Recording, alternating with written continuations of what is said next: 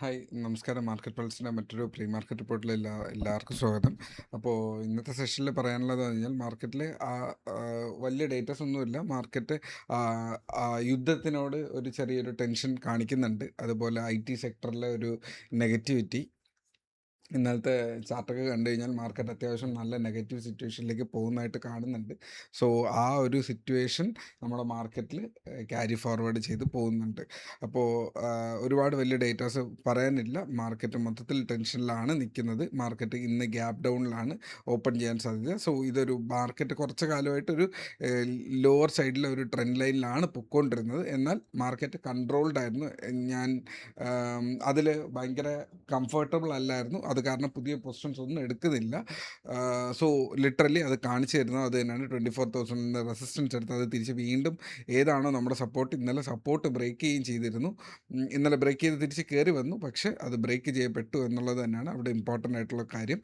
അപ്പോൾ ഇന്ന് market open ചെയ്യാൻ സാധ്യത ഈ ഒരു പോയിന്റിൻ്റെ തൊട്ടടുത്താണ് ഓപ്പൺ ചെയ്യാനുള്ള സാധ്യത.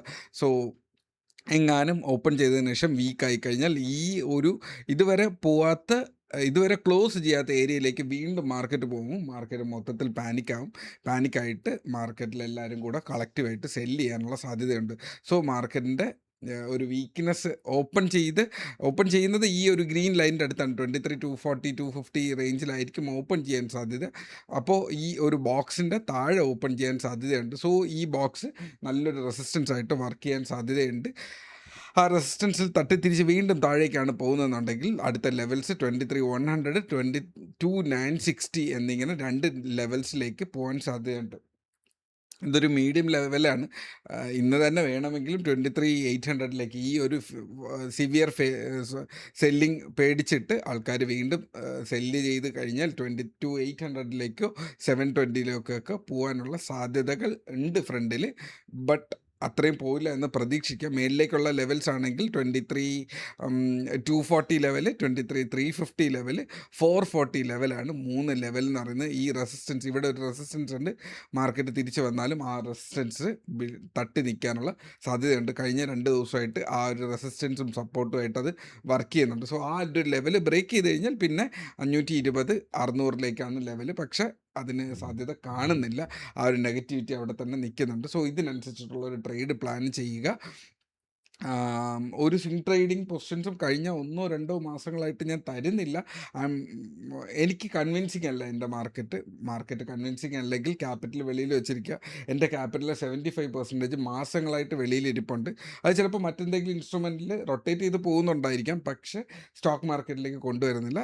അതിനുള്ള റീസൺ ഞാൻ കാണുന്നില്ല. അപ്പോൾ ആ റീസൺ ഉണ്ടെങ്കിൽ ഇന്നലെ കുവൈറ്റിനെ അറ്റാക്ക് ചെയ്തിട്ടുണ്ടായിരുന്നു. അത് വളരെ ബാഡായിട്ടുള്ളൊരു തിങ്ങാണ്. ഇറാനെ വീണ്ടും ഹൈലി അറ്റാക്ക് ചെയ്യുന്നുണ്ട്.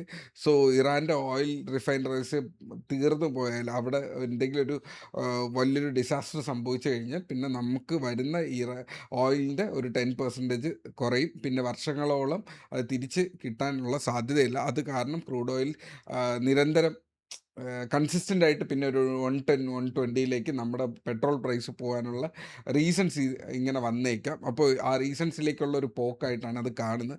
ആ ഒരു വറിയിങ് ഫാക്ടർ കാരണം ഞാൻ മാർക്കറ്റിന് തൽക്കാലം പുതിയ ക്യാപിറ്റലൊന്നും എടുക്കുന്നില്ല. കുറച്ച് കാലങ്ങളായിട്ട് എടുക്കുന്നില്ല തന്നെയാണ്.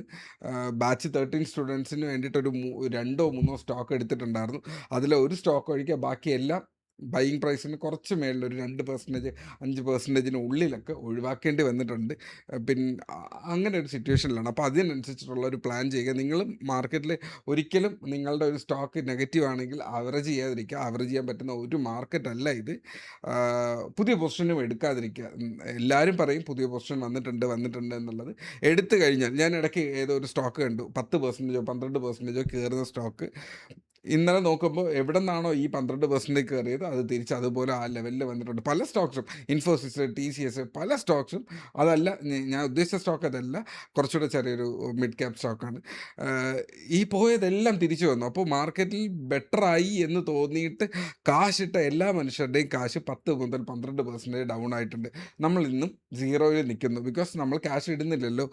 ആ ഒരു സിറ്റുവേഷൻ ഫുൾ ടൈം ട്രേഡർ ആയിട്ട് നിന്നിട്ടും എന്തുകൊണ്ട് ഫുൾ ക്യാപിറ്റൽ ഇടുന്നില്ല എന്ന് ചോദിച്ചു കഴിഞ്ഞാൽ മാർക്കറ്റ് അവൈലബിൾ അല്ല. നമുക്ക് അവൈലബിൾ ആവുമ്പോൾ മാത്രം ഇടേണ്ട ഒരു സംഭവമാണ് ക്യാപിറ്റൽ എന്ന് പറയുന്നത്.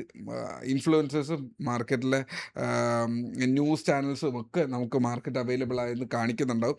ബിക്കോസ് നമ്മൾ കയറുമ്പോഴാണ് അവിടെ ലിക്വിഡിറ്റി ക്രിയേറ്റ് ചെയ്യുക. ആ ലിക്വിഡിറ്റി ഉണ്ടെങ്കിൽ അവർക്ക് എക്സിറ്റ് ചെയ്യാൻ പറ്റത്തുള്ളൂ. സോ അങ്ങനെ ഒരു മണ്ടത്തരം നമ്മൾ കാണിക്കാൻ പാടില്ല. നമ്മുടെ കമ്മ്യൂണിറ്റി വളരെ എഡ്യൂക്കേറ്റഡ് ആയിരിക്കണം എന്ന് എനിക്ക് നിർബന്ധമുണ്ട്. അതുകൊണ്ടാണ് ഞാനിത് പറഞ്ഞു തരുന്നത്. സോ ഇത്രയേ ഉള്ളൂ എൻ്റെ ഇന്നത്തെ അനാലിസിസ്. മാർക്കറ്റ് മൂവ് ചെയ്യുന്നതിനനുസരിച്ച് ട്രേഡ് ചെയ്യുക. ഞാനും ട്രേഡ് ചെയ്യുന്നുണ്ട്, കുഞ്ഞ് ക്വാണ്ടിറ്റീസിൽ മാത്രം, അഗ്രസീവായിട്ട് ട്രേഡ് ചെയ്യുന്നില്ല. സോ ഞാനും കുറച്ച് കോഴ്സസിൻ്റെ പറയാണ് മറ്റുള്ളവർക്ക് പറഞ്ഞു കൊടുക്കും പോലെ തന്നെ നമ്മളും സ്വയം ബെറ്റർ ആവുക എന്നുള്ളതുണ്ട്. സോ ഞാൻ അതിൽ ഫോക്കസ് ചെയ്യുമ്പോഴേക്കും എനിക്കും ഇതിൻ്റെ അകത്ത് അഗ്രസീവ് നിൽക്കാൻ പറ്റുന്നില്ല. സോ സ്വിംഗ് ട്രേഡിംഗ് ഇല്ല, ഓപ്ഷൻ ട്രേഡിംഗ് മാത്രമേ, കുറച്ച് രാവിലത്തെ ട്രേഡ്സ് മാത്രമേ ഉള്ളൂ. സോ ഇത്രയാണ് ഇന്നത്തെ analysis. Trade safe, take care, by.